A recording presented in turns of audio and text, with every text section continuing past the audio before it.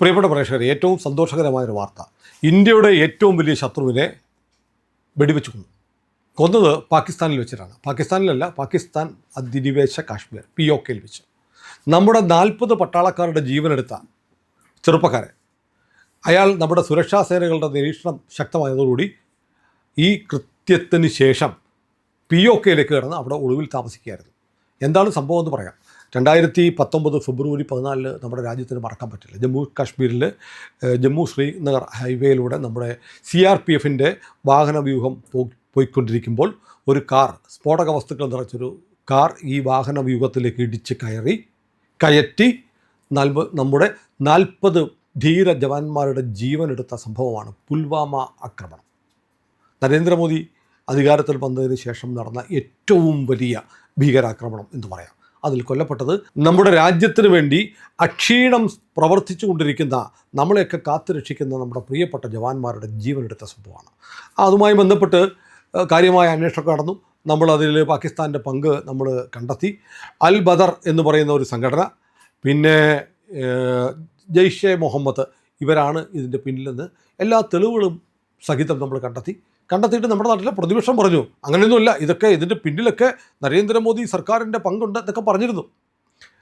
എന്ന് മാത്രമല്ല, അത് 40 ജവാന്മാരുടെ ജീവൻ നഷ്ടമായതിന് പിന്നിൽ കേന്ദ്ര സർക്കാരാണ്, ഈ ഭടന്മാരെ ഈ വിമാനത്തിൽ അയച്ചുകൂടായിരുന്നോ എന്നൊക്കെ ചോദിച്ചിട്ടായിരുന്നു ഇവിടെ വിവാദം.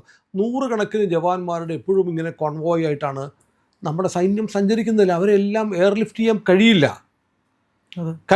അതങ്ങനെ പോകാൻ പറ്റുള്ളൂ. അത് മൊത്തം സാനിറ്റൈസ് ചെയ്ത്, എന്ന് പറഞ്ഞാൽ വഴികളൊന്നും ആക്രമണകാരികളില്ല എന്നൊക്കെ ഉറപ്പ് വരുത്തിയിട്ടാണ് ഈ സൈന്യം പോകുന്നത്. അത് കുറച്ച് ലിബറലാക്കിയായിരുന്നു. അതായത് ഈ കാശ്മീരിലൊക്കെ ഇത്തരം കോൺവോയ്കൾ പോകുമ്പോൾ ഇതിന് മുന്നിലേക്ക് ഒരു വാഹനം, ഇതിൻ്റെ ഇടയ്ക്ക് ഒരു വാഹനവും കയറാൻ സമ്മതിക്കില്ലായിരുന്നു.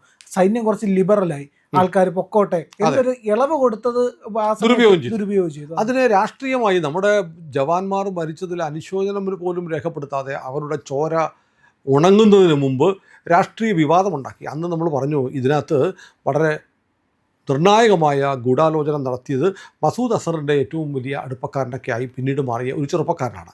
അയാൾ കാശ്മീർകാരനാണ്. കാശ്മീരിലെ അവന്തിപ്പോറയിലെ രത്നിപ്പോറ ഗ്രാമത്തിൽ ജനിച്ച ആളാണ്. പിന്നീട് ഇയാൾ ചെറുപ്പത്തിൽ തന്നെ തീവ്രവാദ ആശയങ്ങളിൽ ആകൃഷ്ടനായി. എന്നിട്ട് അൽ ബാദർ എന്ന് പറയുന്ന ഒരു ഭീകര സംഘടനയുടെ കമാൻഡറായി, പിന്നെ ജയ്ഷെ മുഹമ്മദിൻ്റെ ആളായി. അങ്ങനെയൊക്കെ ഇയാളാണ് ഇതിൻ്റെ ബ്രെയിൻ എന്ന് നമ്മൾ കണ്ടെത്തിയിരുന്നു. പിന്നീടാണ് നമ്മുടെ UAPA നിയമത്തിൽ ഒരു മാറ്റം വന്നത്. UAPA നിയമത്തിൽ മാറ്റം വന്നപ്പോൾ ഭീകര സംഘടനകളെ നമ്മൾ നിർവഹിച്ചിട്ടുണ്ട്. സംഘടനകളെ ഭീകര സംഘടനകളായിട്ട് പ്രഖ്യാപിക്കും. അതുകൂടാതെ വ്യക്തിയെ ഭീകരനായി പ്രഖ്യാപിക്കാം എന്ന തരത്തിൽ നമ്മുടെ UAPA നിയമത്തിൽ ഭേദഗതി വന്നു. അങ്ങനെ ഒരു വ്യക്തിയെ ഭീകരനായി പ്രഖ്യാപിച്ച കൂട്ടത്തിലുള്ള ആളാണ്, വളരെ കുറച്ച് പേരെ ഇവൻ ഭീകരനാണെന്ന് UAPA നിയമപ്രകാരം പ്രഖ്യാപിച്ചിട്ടുള്ളൂ. അങ്ങനെ പ്രഖ്യാപിച്ച ആളാണ് ഈ ഹംസ ബുർഹാൻ എന്ന് പറയുന്ന ഇയാളുടെ ശരിക്കുള്ള പേര് അർജുമന്ത് ഗുൽസാർ ദാർ എന്നാണ്. അപ്പോൾ ചെറുപ്പക്കാരനാണ്. അതിൻ്റെ ചിത്രം കണ്ടറിയാം, വളരെ നിഷ്കളങ്കമായ മുഖം ഉള്ള ചെറുപ്പക്കാരൻ. ഇയാളാണ് ഇതിൻ്റെ സൂത്രധാരനെന്ന് കണ്ടെത്തിയെ തുടർന്ന് ഇയാളെ ഭീകരനായിട്ട് പ്രഖ്യാപിച്ചു. ഇയാൾ എന്നിട്ട് പാക് അധിനിവേശ കാശ്മീരിലേക്ക് ഓടി രക്ഷപ്പെട്ട് അവിടെ ഒളിവിൽ കഴിയുകയായിരുന്നു. അപ്പോൾ ഇന്നലെ നടന്ന സംഭവം എന്ന് പറഞ്ഞാൽ മുസാഫറാബാദ്, POKയിൽ പാക് അധിനിവേശ കാശ്മീരിലെ മുസാഫറാബാദ് എന്ന് പറയുന്നൊരു വനമേഖലയാണ്. വനമേഖലയിലൂടെ ഇയാളുടെ വാഹനം പോകുന്നു. കാടാണ്, ഒറ്റ മനുഷ്യനില്ല. ആ പോകുന്ന വഴിക്ക് പെട്ടെന്ന് ഒരു ആംബുഷ്, അതായത് നമ്മുടെ വാഹന വ്യൂഹം പോയപ്പോൾ എങ്ങനെ അതിന് നേരെ ആക്രമണം നടന്നു എന്ന് പറയുന്ന പോലെ ഇയാളും ഇയാളുടെ സഹായികളും സുരക്ഷാ സംഘമൊക്കെ ആയിട്ട് പോകുമ്പോഴായിരിക്കാം, അല്ലെങ്കിൽ ഇയാൾ തനിച്ചു പോയപ്പോഴായിരിക്കാം. അങ്ങനെ കാട്ടുപാതയിലൂടെ ഇയാളുടെ വാഹനം പൊയ്ക്കൊണ്ടിരിക്കുമ്പോൾ പെട്ടെന്ന് ഒരാക്രമണം ഉണ്ടായി. അജ്ഞാതൻ വെടിവെച്ചു. അതാണ് ഇത്. കൂടുതൽ വാർത്തകൾ വന്നുകൊണ്ടിരിക്കുന്നു. നമ്മളിത് ആദ്യം ബ്രേക്ക് ചെയ്യാൻ വേണ്ടിയിട്ട് നമ്മൾ പറയുകയാണ്. കൂടുതൽ വിശദാംശങ്ങൾ വരുമ്പോൾ നമുക്ക് ഈ അജ്ഞാതൻ്റെ പ്രവർത്തനങ്ങളെക്കുറിച്ച്, അജ്ഞാതൻ ഇതുവരെ ചെയ്തിട്ടുള്ള കാര്യങ്ങൾ പറയണം. ഞാൻ ഇപ്പോൾ ഈ 56-ാമത്തെയോ 57-ാമത്തെയോ ആണ് അജ്ഞാതൻ തീർക്കുന്ന ഈ ഹംസ ബുർഹാൻ. പക്ഷേ അത് 72 ആകുമ്പോൾ ഞാനൊരു സ്പെഷ്യൽ വീഡിയോ ചെയ്യുന്നുണ്ട്. 72 പ്രത്യേകതയുണ്ട്. 72 ഹൂറിമാരെ കിട്ടുമല്ലോ. അപ്പോൾ 72 പേർക്ക് 72 ഹൂറിമാരെ കിട്ടിയതിൻ്റെ ഒരു വാർഷികം എന്ന നിലയിൽ ഒരു സ്പെഷ്യൽ വീഡിയോ ചെയ്യണമെന്ന് എന്നോട് നമ്മുടെ ചില പ്രേക്ഷകർ പറഞ്ഞുകൊണ്ട്. ഈ വർഷം സെഞ്ചുറി അടിക്കാനാണ്. പക്ഷേ 72 വളരെ പ്രധാനപ്പെട്ടതാണ്. അത് പ്രധാനപ്പെട്ടാണ്, അത് നമ്മൾ പറയും. ഏതായാലും അജ്ഞാതൻ ഒരു ലീവിന് ശേഷം വളരെ ലൈവായി വന്നിട്ടുണ്ട്. അജ്ഞാതൻ്റെ ഓപ്പറേഷൻ്റെ ഭാഗമാണ്. അപ്പോൾ ഞാൻ ആലോചിക്കുന്നത് അജ്ഞാതൻ ആരാണ് എന്നൊരു ഉത്തരം കിട്ടിയിട്ടില്ല. അജ്ഞാതൻ്റെ കൂടെ അജ്ഞാതയും ഉണ്ടെന്ന് നമ്മളിപ്പോൾ കണ്ടിരുന്നത്. അല്ലേ, കഴിഞ്ഞിടയ്ക്ക് ഒരു കേസിൽ കഴിഞ്ഞ 2 ആഴ്ച മുമ്പാണ് അജ്ഞാതൻ ഒരിടത്ത് ചെന്നിട്ട് വെടിവെച്ചും കത്തിക്കൊണ്ട് കുത്തിയും വന്നത്. കുത്തിയത് മുഴുവൻ അജ്ഞാതയായിരുന്നു. അപ്പോൾ അജ്ഞാതന്മാരുടെ എണ്ണം പാകിസ്ഥാനിൽ കൂടുന്നുണ്ട്. പാകിസ്ഥാൻ ഇത് വലിയ പ്രശ്നമാണ്. കാരണം ഇപ്പോൾ 56-57 പേരിപ്പോൾ കൊല്ലപ്പെട്ടു എന്ന് പറയും. ഇവരൊക്കെ ഇന്ത്യക്ക് ഏറ്റവും വേണ്ടപ്പെട്ട എന്ന് പറഞ്ഞാൽ ഇന്ത്യ നോട്ടമിട്ട് വച്ചിരിക്കുന്ന ആളുകളെയാണ് അജ്ഞാതൻ തീർക്കുന്നത്. അതുകൊണ്ട് തന്നെ പാകിസ്ഥാൻ പറയുന്നുണ്ട്, പാകിസ്ഥാൻ്റെ ഇൻ്റർ സർവീസസ് PR, പാകിസ്ഥാൻ മിലിറ്ററിയുടെ PR ആണ്.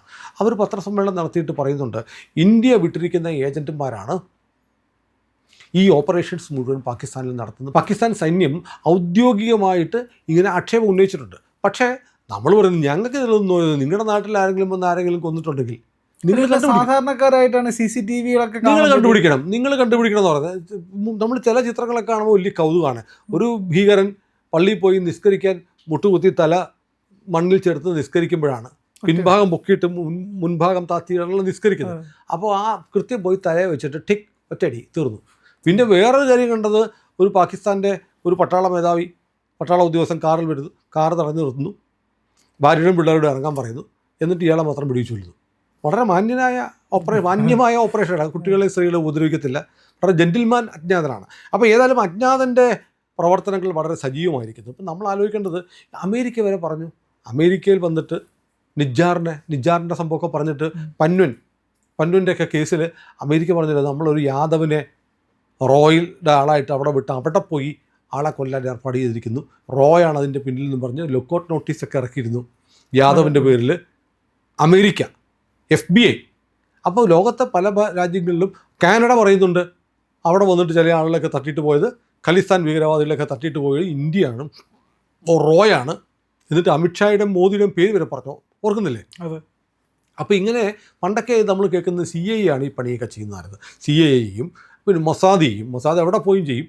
അങ്ങനത്തെ പണിയൊക്കെ പോയി ചെയ്യുന്ന ഒരു രാജ്യമായി ഇന്ത്യ മാറിയിരിക്കുന്നു. ലോകത്തിൻ്റെ എവിടെ പോയാലും നമ്മുടെ രാജ്യത്തെ മുറിവേൽപ്പിച്ച, നമ്മുടെ രാജ്യത്തെ ആക്രമിച്ച ആളുകളെ ലോകത്തെവിടെ പോയാലും ഇന്ന് മിനിമം ഒരു അജ്ഞാതനെങ്കിലും വന്ന് തട്ടും. അപ്പോൾ ഇതിപ്പോൾ ഈ ഡോവൽസ് ഡോക്ട്രിൻ എന്ന് പറയുന്നൊരു സംഭവമുണ്ട്. ഡോവലിൻ്റെ ഡോക്ട്രിൻ എന്ന് പറഞ്ഞാൽ അജിത് ഡോവൽ, നമ്മുടെ ദേശീയ സുരക്ഷാ ഉപദേഷ്ടാവായ അജിത് ഡോവൽ, നമ്മുടെ രാജ്യത്തെ നമ്മളൊക്കെ സുഖമായി ജീവിക്കാൻ വേണ്ടി ഉറങ്ങാതിരിക്കുന്ന ഒരു മനുഷ്യൻ എന്ന് പറയും. അദ്ദേഹത്തിൻ്റെ ഡോക്ട്രിൻ എന്ന് പറഞ്ഞാൽ, ഇപ്പോൾ നമ്മുടെ വീടിൻ്റെ ഓപ്പോസിറ്റ് നമ്മുടെ ശത്രു വലിയ ആയുധങ്ങളുമായിട്ട് കാത്തിരിക്കുകയാണ്. അയാളിരിക്കുന്ന വഴി കൂട്ടി നമുക്ക് പോകാൻ മാർഗ്ഗമുള്ളൂ. അതിൽ നമ്മൾ പോയാൽ എന്ത് ചെയ്യും? അയാൾ നമ്മളെ വെട്ടും. അപ്പോൾ നമ്മൾ എന്ത് ചെയ്യണം? കഥ കടച്ച് വരയ്ക്കാത്തിരിക്കണം. ഇതാണ് നമ്മൾ ചെയ്തുകൊണ്ടിരുന്നത്. പക്ഷേ അവൻ അവിടെ ഇരിക്കുന്നത് നമ്മളതിലെ പോകുമ്പോൾ നമ്മളെ വെട്ടാനാണെങ്കിൽ ഒരു സംശയമില്ല, അവൻ്റെ വീട്ടിൽ കയറി പണി കൊടുക്കണം എന്ന് പറയുന്നതാണ് ഡോവൽസ് ഡോക്ട്രിൻ. നമ്മളെ ആക്രമിക്കുന്നവരെ കാത്തിരിക്കേണ്ട, അവൻ ആക്രമിക്കണം എന്ന് ആലോചിക്കുമ്പോൾ നമ്മൾ അവൻ്റെ തലമണ്ട അടിച്ച് പൊട്ടിക്കണം എന്നാണ്, വീട്ടിൽ കയറി അടിക്കണം. ഇതാണ് അജിത് ഡോവൽ ഉണ്ടാക്കിയിരിക്കുന്ന ഡോവൽസ് ഡോക്ട്രിൻ. ഇത് ഏറ്റെടുത്തിട്ടാണ് പ്രധാനമന്ത്രി പറഞ്ഞത്, വീട്ടിൽ കയറി അടിക്കും. നമ്മൾ വീട്ടിൽ കയറി അടിച്ചു, ബലാക്കോട്ട് അടിച്ചു, അല്ലേ? ഓപ്പറേഷൻ സിന്ദൂർ വീട്ടിൽ കയറി അടിച്ചതാണ്. ഇപ്പോൾ ലോകത്തിൻ്റെ പല ഭാഗത്തും നമ്മൾ ഈ ഓപ്പറേഷൻ നടത്തുന്നുണ്ട് എന്ന് ഞാൻ പറഞ്ഞാൽ അധികപ്പറ്റാവും, സർക്കാർ ഒരിക്കലും സമ്മതിക്കത്തില്ല. ഏതായാലും പാകിസ്ഥാൻ്റെ ഒരു നിലവിളി ഇന്നുണ്ടാവും. അവരുടെ വളരെ പ്രധാനപ്പെട്ട ഒരു അസറ്റാണ്, ISIയുടെ അസറ്റാണ് ഈ പറയുന്ന ഹംസ ബുർഹാൻ എന്ന് പറയുന്ന അർജുമന്ത് ഗുൽസാർ ദാർ. അവൻ തീർന്നിട്ടുണ്ട്. അവനെ തീർത്തിരിക്കുന്ന അജ്ഞാതനാണ്. അജ്ഞാതൻ ഇപ്പോൾ ഓവർ ടൈം ഡ്യൂട്ടിയാണ് ഇപ്പോൾ ഡോവൽ കൊടുത്തിരിക്കുന്നതാണ് തോന്നുന്നത്. ഏതായാലും വലിയ സന്തോഷം. നമ്മുടെ 40 ജവാന്മാരുടെ ചോര വീഴിച്ച കൊടും ഭീകരനെ അവൻ ഒളിച്ചിരിക്കുന്ന സ്ഥലത്ത് ആലോചിക്കണം. ഇവൻ വനമേഖലയിലൂടെ സഞ്ചരിക്കുന്നു എന്നുള്ള കൃത്യമായ വിവരം കിട്ടിയിട്ട് അവിടെ പോയി അജ്ഞാതൻ കാത്തിരുന്നാണ് തീർത്തത്. നിരവധി വെടിയുണ്ടകൾ അയാളുടെ ശരീരത്തിൽ തറച്ചു കയറിയിട്ടുണ്ടെന്നാണ് ലഭ്യമാകുന്ന വിവരം. ഏതായാലും ഇതിൻ്റെ കൂടുതൽ വിവരങ്ങൾ പറയുമ്പോൾ നമ്മളൊരു എപ്പിസോഡ് ചെയ്യും പ്രിയപ്പെട്ട പ്രേക്ഷകരെ. അപ്പോൾ നമുക്ക് സന്തോഷിക്കാം. കാരണം നമ്മുടെ ജവാന്മാരുടെ നേരെ ഉതിർത്ത വെടിയുണ്ടകൾക്ക് നമ്മൾ വെടിയുണ്ട കൊണ്ട്, നമ്മളെന്ന് പറയാവോ, അജ്ഞാതൻ വെടിയുണ്ട കൊണ്ട് മറുപടി കൊടുത്തിരിക്കുന്നു. 5-ാം മാസത്തിൽ 57-ാമത്തെ. അപ്പോൾ അടുത്ത മാസം ആകുമ്പോഴത്തേക്ക് അത് 60 തയ്ക്കും. ഈ വർഷം എന്തായാലും സെഞ്ചുറി അടിക്കാനുള്ള പരിപാടി. അതെ, നോക്കാം. 72-ന് നമ്മൾ സ്പെഷ്യൽ എപ്പിസോഡ്, എല്ലാവരുടെയും പേര് പറഞ്ഞൊരു എപ്പിസോഡ് നമ്മൾ ചെയ്യും.